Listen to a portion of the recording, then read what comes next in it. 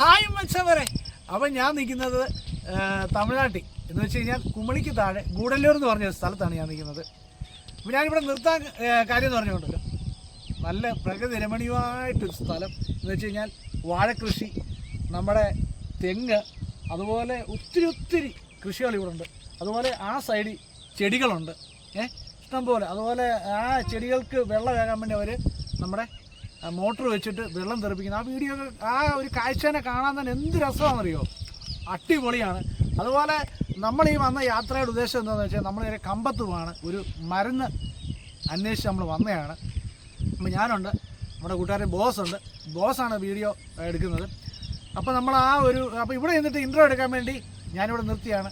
എനിക്ക് കണ്ടപ്പോൾ തന്നെ എന്ന് വെച്ചാൽ നമുക്കറിയാമല്ലോ, തമിഴ്നാട് എന്ന് പറഞ്ഞാൽ ഒരുപാട് കൃഷിയുള്ള ഏരിയ ഉള്ള സ്ഥലമാണ്.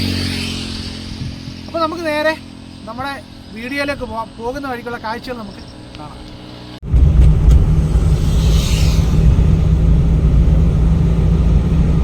മച്ചാന്മാരെ, നമ്മളിങ്ങനെ യാത്ര ചെയ്തുകൊണ്ടിരിക്കുകയാണ്. പോകുന്ന വഴിക്ക് ഒരുപാട് കാഴ്ചകൾ നമുക്ക് കാണാൻ പറ്റുന്നുണ്ട് കേട്ടോ. നല്ല നല്ല കാഴ്ചകൾ, ഇഷ്ടംപോലെ കൃഷിയൊക്കെയാണ് ഇവിടെ. ഏറ്റവും കൂടുതൽ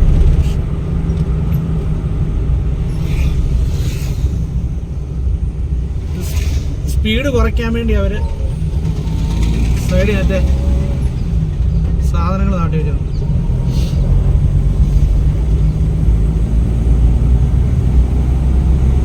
രണ്ട് സൈഡിലും നല്ല അടിപൊളി കാഴ്ചകളാണ്.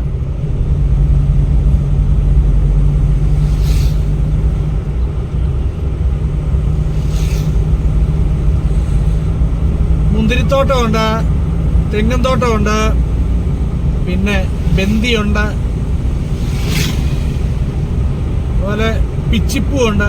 ഒത്തിരി കൃഷികൾ. അതുപോലെ വേപ്പെന്ന് പറഞ്ഞാൽ നമ്മളിവിടെ ഉണ്ടാകുന്നത് വലിയ മരമായിട്ടാണ് വേപ്പൊക്കെ ഉണ്ടാകുന്നത്, വലിയ മരം. അതുപോലെ ഒരുപാട് സ്ഥലങ്ങൾ ഇവർ ഈ ഉഴുതു പറിച്ചിട്ടുണ്ട് അടുത്ത കൃഷിക്ക് വേണ്ടി.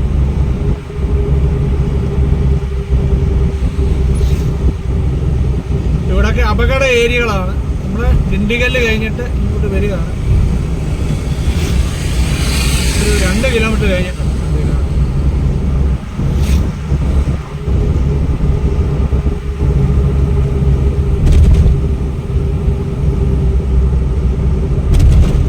നമുക്കിവിടുത്തെ സ്ഥലപ്പേരൊക്കെ ഇംഗ്ലീഷിൽ എഴുതി വെച്ചിട്ടുണ്ട്. നമ്മളതൊക്കെ വായിക്കാൻ പറ്റും. വേറെ ലെവൽ. സ്പീഡ് കുറയ്ക്കാൻ വേണ്ടി ഇവർ പല കാര്യങ്ങൾ ചെയ്തിട്ടുണ്ട്. ഇപ്പം അവിടെ ടാറ് നല്ല കുത്തനെ ആക്കിയിട്ടിട്ട് പൊക്കം കൂട്ടി വെച്ചിട്ടുണ്ട്. പൊക്കം കൂട്ടി വെച്ചിട്ടുണ്ട്. നമുക്കിത് കാണാൻ പറ്റും. വൈറ്റ് ഒരു വരയൊക്കെ വരച്ച് അതുപോലെ ഇവിടെ എല്ലാം മുന്തിരിയുടെ ഫാമാണ് കേട്ടോ. ജെനീസ് മുന്തിരി ഫാം.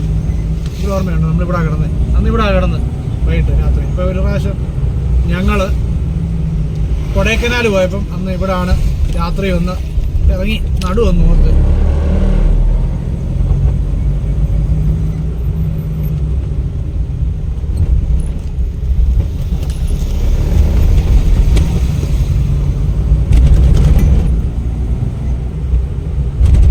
നമ്മുടെ കേരളത്തിലെ ഒരുപാട് വണ്ടികളുണ്ട് കേട്ടോ.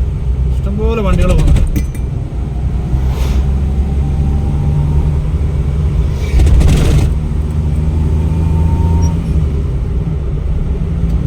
ഈ പൊളഞ്ഞുള്ള ഒരു സൈഡ് വരച്ചേക്കുന്നുണ്ടോ, അത് അവിടെ ഓവർടേക്ക് ചെയ്യുന്നതിൻ്റെ ഒരു ഇതാണ് കേട്ടോ. ആ സ്ഥലത്ത് ഓവർടേക്ക് ചെയ്യല്ലെന്നുള്ള ഒരു ഇതാണ്.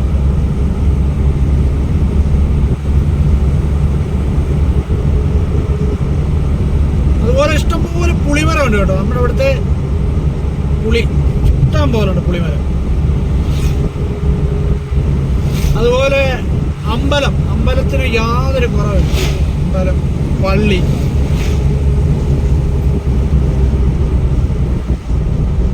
അതിലെ ടിണ്ടികളിൽ നിന്ന് എങ്ങനെ പോലെ ഒരു 2-3 കിലോമീറ്റർ വന്നു കഴിയുമ്പോൾ ഒരു പമ്പുണ്ട്.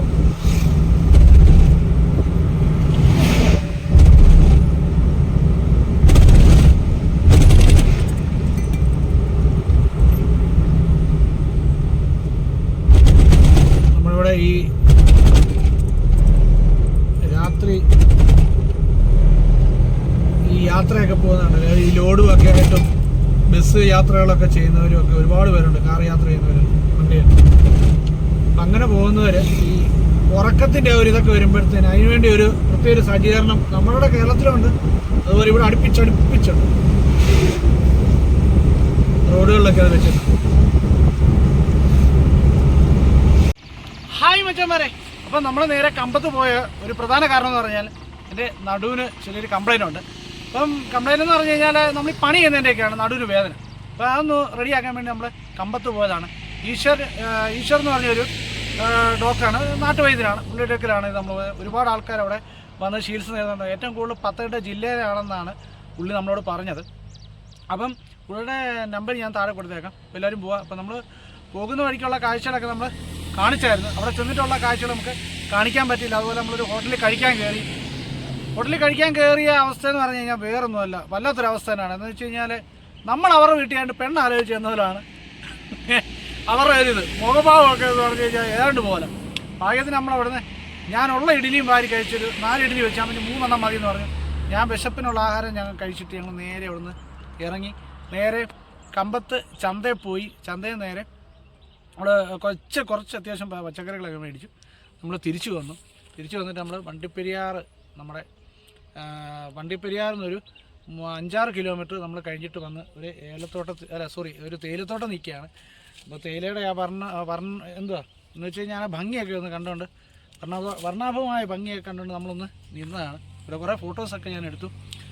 അതുമാത്രം വേറെ കാര്യം എന്ന് പറഞ്ഞു കഴിഞ്ഞാൽ നമുക്ക് ഒരു ഇതെന്ന് പറഞ്ഞു കഴിഞ്ഞാൽ ഇതേ നിറച്ചുണ്ടല്ലോ ഈ പൂ വിരിഞ്ഞിട്ട് ഈ സമയത്ത് ഈ പൂ വിരിഞ്ഞിട്ട് പൂവേലെ വണ്ട് വന്നിരിക്കുന്ന ഒരു അവസ്ഥയാണ് നമുക്ക് കാണാൻ പറ്റുന്നത്. വെച്ച് കഴിഞ്ഞാൽ ഈ വണ്ടും നമ്മുടെ തേനീച്ചയും കാര്യങ്ങളെല്ലാം വന്ന് ഇതിലിരിപ്പുണ്ട്. അപ്പം അങ്ങനെയുള്ളൊരു അവസ്ഥ നമുക്ക് കാണാൻ പറ്റുന്നുണ്ട് തേൻ കുടിക്കാൻ വേണ്ടി. പിന്നെ എന്താ ഇത് ഇല നുള്ളാറായോ എനിക്കറിയില്ല. ആ ഒരു അവസ്ഥയിലൊക്കെ ഇങ്ങനെ നിൽപ്പുണ്ട്. അപ്പം മച്ചാന്മാരെ ഇതെത്രയേ ഉള്ളൂ കാര്യങ്ങളൊക്കെ, വിശേഷങ്ങളും കാര്യങ്ങളും. എല്ലാവരും നമ്മുടെ ചാനൽ ആദ്യമായിട്ട് കാണുന്നവരാണ് നമ്മുടെ ചാനലൊന്ന് സബ് ചെയ്യുക. പിന്നെ അത്യാവശ്യം വീഡിയോകളൊക്കെ നമ്മൾ തിരക്കില്ലാതെ ചെയ്തിട്ടുണ്ട്. അതൊക്കെ ഒന്ന് ഷെയർ ചെയ്യുക. അപ്പോൾ അടുത്തൊരു കിടിലം വിളിയായിട്ടൊക്കെ വീണ്ടും കാണാം. ഓക്കെ.